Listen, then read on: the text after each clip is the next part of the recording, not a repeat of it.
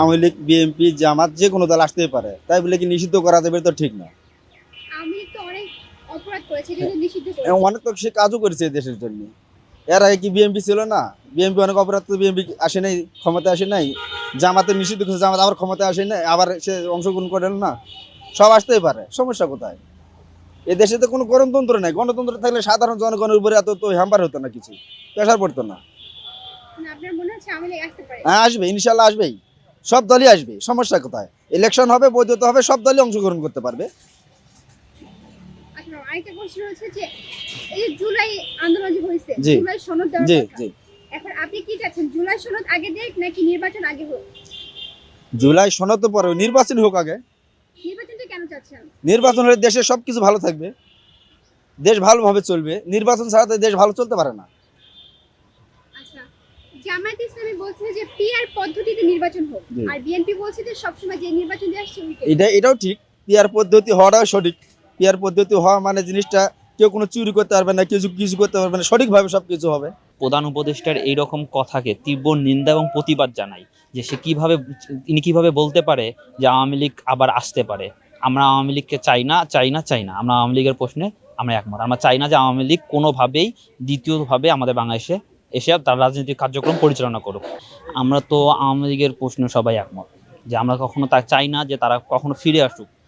যেহেতু আমাদের এই ২,০০০ শিক্ষার্থী এবং যারা হচ্ছে শ্রমজীবী, তাদের লাশের উপর দিয়ে আমরা কিভাবে যে আমাদের প্রধান উপদেষ্টা বলে যে আওয়ামী লীগ ফিরে আসতে পারে, এটা আমাদের ধারণার বাইরে। উনি হয়তো ভুলে গেছে যে উনি কার কার রক্তের উপর দাঁড়িয়ে এখন এই চেয়ারটার মধ্যে ওন করতেছে। উনি যদি এটা ধাবিত করতো যে না, আমার এই ২,০০০ শহীদের রক্তের বিনিময়ে আমি আজকে এই জায়গায় আসছি, আমাদের তাদেরকে বিচার করা লাগবে, সংস্কার করা লাগবে, দেন হচ্ছে নির্বাচন। উনি তো নির্বাচন নির্বাচন নিয়ে কথা বলতেছে।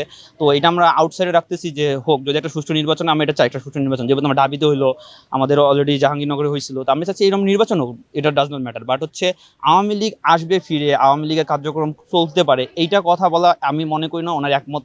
মানে আমি এটা ওনার সাথে একমত না। ওটা পুরোপুরি ভুল ব্যাখ্যা দিচ্ছে যে আওয়ামী লীগ ফিরে। আমরা আওয়ামী লীগের প্রশ্নে সবাই একমত। আমরা চাই না যে আওয়ামী লীগ দ্বিতীয় করে আবার বাংলাদেশের কোনো রাজনৈতিক কার্যক্রম বা হচ্ছে নিষিদ্ধ সংগঠন হিসেবে থাকার বেস্ট। ওরা কেমন যেন কোনোভাবে আমাদের এই দেশ, স্বাধীন দেশে ওরা ফিরে আসতে না পারে। আমার মতামত হচ্ছে যে বাংলাদেশ আওয়ামী লীগ যেহেতু দীর্ঘ ১৬ বছর শাসন করছিল এবং কিভাবে মানুষকে বৈষম্য করছে, শিক্ষার্থীদের উপর কিভাবে গুম করছে, গণতান্ত্রিক যে অধিকার ওইটা যেহেতু ওরা নিষিদ্ধ করছে এবং ওরা একচেটিয়াভাবে বৈষম্য করছে, সেই ক্ষেত্রে আমার মনে হয় আওয়ামী লীগকে নিষিদ্ধ করা এবং ভবিষ্যতে ওরা যাতে ক্ষমতা না আসে এবং আইনের জটিলতা দেখে তাদেরকে নিষিদ্ধ করা আমার মতামত। আরেকটা বিষয় হচ্ছে যে যেহেতু প্রধান উপদেষ্টা বলতেছে যে তাদের নিষিদ্ধ না করে ওদেরকে চলমান রাখতে হবে, এরকম একটা সম্ভাবনা যেটা মন্তব্য করছে, এটার মন্তব্য আমার হচ্ছে যে যেহেতু ওরা যে বিভিন্ন গুম করছে, বিভিন্ন যে ওরা মানুষকে গুম করছে, হত্যা করছে, এগুলা বিচার হওয়ার পরে যদি আসে তাহলে সেটা হচ্ছে যে অন্য বিষয়। এখন ওরা যেহেতু হত্যা করছে, গুম করছে, এগুলোর কোনো তো বিচারই হয় নাই।